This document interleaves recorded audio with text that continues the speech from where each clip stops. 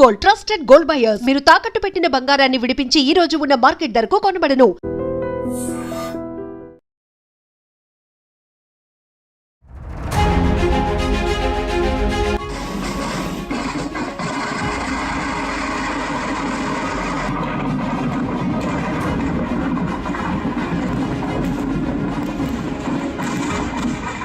అంబేద్కర్ కోనసీమ జిల్లాలో భారీ ప్రమాదం జరిగింది. కోనసీమ జిల్లాలోని రాయవరంలోని ఒక బాణాసంచా తయారీ కేంద్రంలో భారీ పేలుడు సంభవించడంతో అందులో తీవ్రమైనటువంటి మంటలు చెలరేగాయి.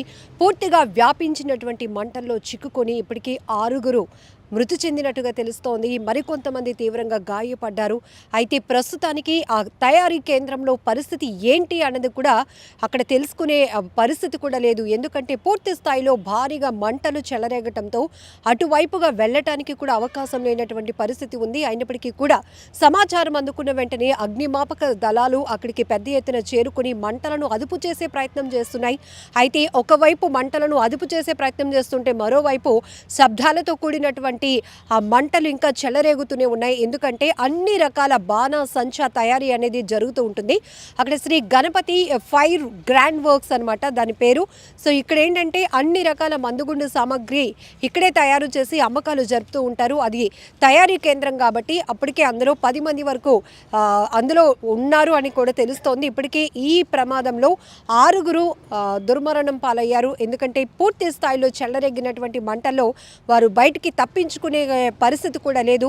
చిన్నపాటి గాయాలతో బయటకు వచ్చే పరిస్థితులు కూడా ఉండవు. ఎందుకంటే పూర్తి రసాయనాలతో తయారైనటువంటి ఫ్యాక్టరీ కాబట్టి అక్కడ పూర్తిగా గ్యాస్ ఇట్లాంటివే ఎక్కువగా ఉంటాయి. ప్రమాదం ఏదైనా జరిగితే మాత్రం దాని తీవ్రత మాత్రం చాలా భారీ ఎత్తునే ఉంటుంది. గతంలో కూడా అనేక ప్రాంతాల్లో ఇలాంటి ఫైర్ వర్క్స్ జరిగేటటువంటి ఫ్యాక్టరీస్లో జరిగే ప్రమాదాల పరిస్థితి మనకు తెలుసు. అందులో చాలామంది పనిచేస్తున్న కార్మికులు అందులో చిక్కుకున్నటువంటి వారు అందులోనే కాలి బూడిదైనటువంటి పరిస్థితులు కూడా మనం అనేకం చూసాము. ఇంతకుముందు కూడా నర్సీపట్నం శివారులోని ఒక మందుగుండు తయారీ కేంద్రంలో కూడా ఎలాంటి భారీ ప్రమాదం జరిగిందో ఇప్పుడు కోనసీమ జిల్లా రాయవరంలో జరిగినటువంటి ఈ భారీ పేలుడు ఒక్కసారిగా ప్రతి ఒక్కరిని తీవ్రంగా వణికిస్తోంది, భయాందోళనకు గురి చేస్తోంది. దీపావళి పండుగ వస్తుందంటేనే ఎక్కడో చోట ముందస్తుగానే ఇలాంటి ప్రమాదాలు నిర్లక్ష్యం వల్ల కావచ్చు, లేకపోతే అక్కడ సేఫ్టీ మెజర్మెంట్స్ లాంటివి తీసుకునే లోపాలు కావచ్చు, ఇట్లాంటి మందుగుండు సామాగ్రి తయారు చేసే కేంద్రాల్లో ఎక్కువగా ప్రమాదాలు మనం చూస్తూనే ఉంటాం. కానీ అమాయకమైనటువంటి వారు అందులో బలైపోయే పరిస్థితి ఉంటుంది, సజీవ దహనం అయిపోయేటటువంటి పరిస్థితులు ఉంటాయి. ఎందుకంటే పూర్తిగా అగ్నికేలల్లో చిక్కుకునే వారి పరిస్థితి ఎలా ఉంటుందో ఊహించటానికి కూడా చాలా కష్టంగా ఉంటుంది. పూర్తిగా శరీర భాగాలన్నీ కూడా కాలిపోయే పరిస్థితి ఉంటుంది. అయితే ఇందులో ఇంకా చిక్కుకున్న వాళ్ళ పరిస్థితి ఏంటి, వారు కూడా బ్రతికే ఉన్నారా లేకపోతే ఇంకా ఎలాంటి సిచ్యువేషన్లో ఉన్నారు, బర్నింగ్ పర్సెంటేజ్ ఏ రేంజ్లో ఉంది అనేది కూడా ఇంకా పూర్తిగా మంటలు అదుపులోనికి వస్తే కానీ తెలియలేనటువంటి పరిస్థితి. అయితే ప్రస్తుతానికి ఇందులో ఇప్పటికే 6 చనిపోయినటువంటి వాళ్ళ మృతుల వివరాలు కూడా ఇంకా తెలియాల్సి ఉంది. ఎందుకంటే అక్కడ పరిస్థితి ఎంత ఘోరంగా ఉందంటే ఆ చుట్టుపక్కల పరిసర ప్రాంతాలకి కూడా ఎవరైనా వెళ్ళటానికి సాహసించే పరిస్థితి లేదు. ఎందుకంటే అందులో ఇప్పటికే తయారు చేసి అమ్మకాలకి సిద్ధంగా ఉన్నటువంటి వేరే ప్రాంతాలకి విక్రయదారులకి ఇవ్వటానికి సిద్ధంగా ఉన్నటువంటి రెడీగా ఉన్నటువంటి కొంత మెటీరియల్ ఏదైతే ఉంటుందో అది భారీగా పేలుల్లో చిక్కుకుపోవడంతో పెద్ద ఎత్తున దావానంలో మంటలు వ్యాపిస్తున్నటువంటి పరిస్థితులు ఉన్నాయి.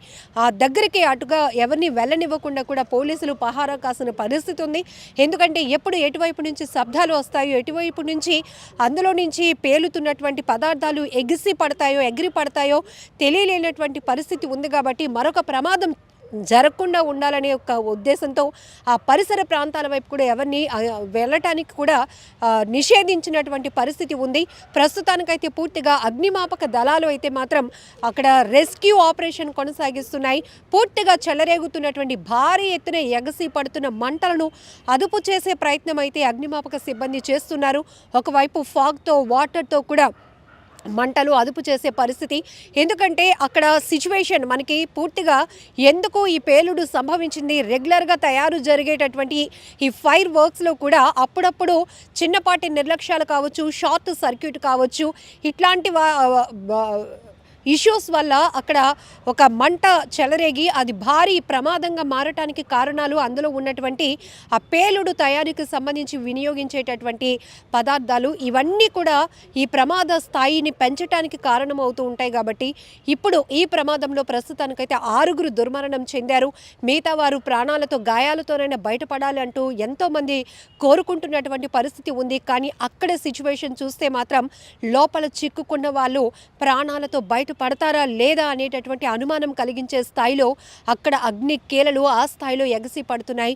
భారీ పేలుడు దాటికి ఒక్కసారిగా రాయవరం పరిసర ప్రాంతాలన్నీ కూడా తీవ్రంగా ఉలిక్కిపాటుకు గురయ్యాయని చెప్పాలి. ఎందుకంటే ఎక్కువ శాతం ఇలాంటి తయారీ కేంద్రాలు ఏవైతే ఉన్నాయో అది కూడా ప్రమాదాలకు ఎక్కువగా ఆస్కారం ఉన్నటువంటి పరిస్థితి. ఒకవేళ ప్రమాదం జరిగితే అది భారీ స్థాయిలో దాని నష్టం కలిగించే సిచ్యువేషన్లో ఉండేటటువంటి ఫ్యాక్టరీస్ ఏవైనా కూడా జనావాసాలకు దూరంగా ఉంచడానికే ఎక్కువగా అవకాశం ఉంటుంది. దాని పర్మిషన్స్ కావచ్చు, లేకపోతే ఈ తయారీ కేంద్రానికి సంబంధించి ఇంకా లైసెన్స్ కొనసాగుతుందా, అనాథరైజ్డ్గా నిర్వహిస్తున్నారా, వీటిపైన కొంత పర్యవేక్షణ లోపం కూడా గతంలో మనం అనేక ప్రమాదాలు జరిగిన తర్వాత అక్కడ అధికారులు వెళ్ళి ఈ బాణసంచా తయారు చేస్తున్న కేంద్రాలకు లైసెన్స్ లేదు, లేకపోతే ఇది ఉంది కానీ ఈ స్థాయిలో ఇంత మెటీరియల్ ఇక్కడ తయారు చేయడానికి వాళ్ళకి అంత అవకాశం లేదు, అలానే ఆ లోపల ఉన్నటువంటి ప్రికాషన్స్ ఏంటి, అగ్ని ప్రమాదం ఏదైనా జరిగితే కనుక ఫైర్ సేఫ్టీ ఏంటి, ఇవన్నీ కూడా మానిటరింగ్ అనేది ప్రమాదాలు జరిగిన తర్వాతే మనం చూస్తూ ఉన్నాం.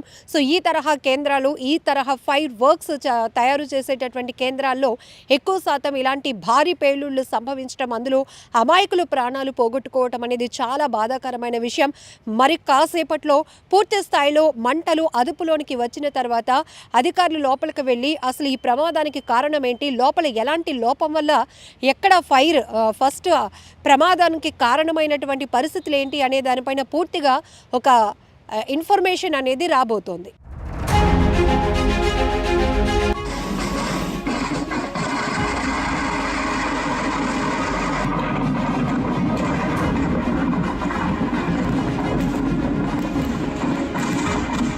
ఈరోజు ఒక దురదృష్టకరమైన సంఘటన. ఇక్కడ ముఖ్యంగా ఇది అనపర్తి నియోజకవర్గం కొమరపాలెం, మండపేట నియోజకవర్గం వీసావరం, రాయవరం 3 కలిసి ఉంటాయి. సరిహద్దు విడదీస్తే తప్పించి ఇది ఏ గ్రామం అనేది తెలియని పరిస్థితి. కొమరపాలెం గ్రామం నుంచి ఎలుగుబంటి ఫ్యామిలీ వాళ్ళు దాదాపు 70-60 సంవత్సరాల నుంచి ఈ ఫైర్ క్రాకర్స్ బాణాసంచా తయారీలో నిమగ్నమై ఉన్నారు. ఆ కుటుంబం 70 సంవత్సరాలుగా అన్ని పర్మిషన్స్ తీసుకొని పద్ధతుల ప్రకారంగా వారు చేసుకుంటూ ఉంటారు.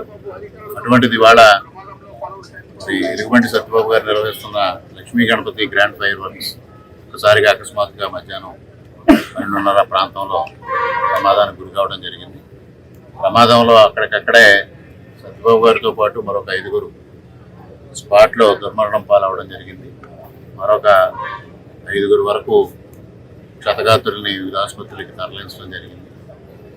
ముఖ్యంగా సంఘటన జరిగిన వెంటనే ఇక్కడ నాయకులు పడాల వెంకటరామారెడ్డి గారు కానీ, తెలుగుదేశం పార్టీ నాయకులు మనోజ్ రెడ్డి కానీ, అదేవిధంగా ఇక్కడ స్థానిక నాయకులు ద్వారంపూడి వెంకటరెడ్డి డివిఆర్ గారు కానీ, చుట్టుపక్కల కూటమి నాయకులు అందరూ వచ్చి సహాయక చర్యలు చేపట్టారు. అధికారులు కూడా వచ్చి చేపట్టారు. ఇప్పుడే ఈ విషయాన్ని ముఖ్యమంత్రి గారి కార్యాలయానికి, అదేవిధంగా 2 జిల్లా కలెక్టర్లకి తెలియజేయడం జరిగింది. మరి కొద్దిసేపట్లో కోనసీమ జిల్లా కలెక్టర్ గారు, అదేవిధంగా ఎస్పీ గారు, ఐజీ గారు కూడా ఇక్కడికి వస్తున్నారు. అదేవిధంగా హోమ్ మినిస్టర్ గారు కూడా 2 గంటలకి ఇక్కడికి చేరుకుంటున్నారు. మరి గత 70 సంవత్సరాలుగా ఈ వ్యాపారంలో నిమగ్నమై ఎప్పటికప్పుడు గవర్నమెంట్ గైడ్ లైన్స్ ఆధారంగానే వారి పర్మిషన్స్ అన్నీ తీసుకుని అంతా సిస్టమేటిక్గానే జరుగుతుంది. ఇప్పుడు కూడా 2026 వరకు పర్మిషన్ ఉంది. 29వ తేదీన కూడా రెవెన్యూ అధికారులు రిజిస్ట్రేషన్ చేసి అన్నీ సక్రమంగా ఉన్నట్టు గుర్తించారు. అయినప్పటికీ దురదృష్టకరమైన సంఘటన, ఇది చాలా అందరినీ కలిసివేసే సంఘటన. ప్రభుత్వం తరఫు నుంచి అన్ని విధాలుగా సహాయం అందజేయడం కోసం ఇప్పటికే ప్రయత్నాలు ప్రారంభించాం. మరి 2 గంటల్లో అనకాపల్లిలో హోమ్ మినిస్టర్ గారు కూడా బయలుదేరారు. వచ్చిన తర్వాత ముఖ్యమంత్రి గారితో చర్చించి తగిన విధంగా వారికి కాంపన్సేషన్ కూడా ఇవ్వడానికి ప్రభుత్వం తరఫు నుంచి అన్ని విధాల సహాయ సహకారాలు అందిస్తామని తెలియజేస్తాం.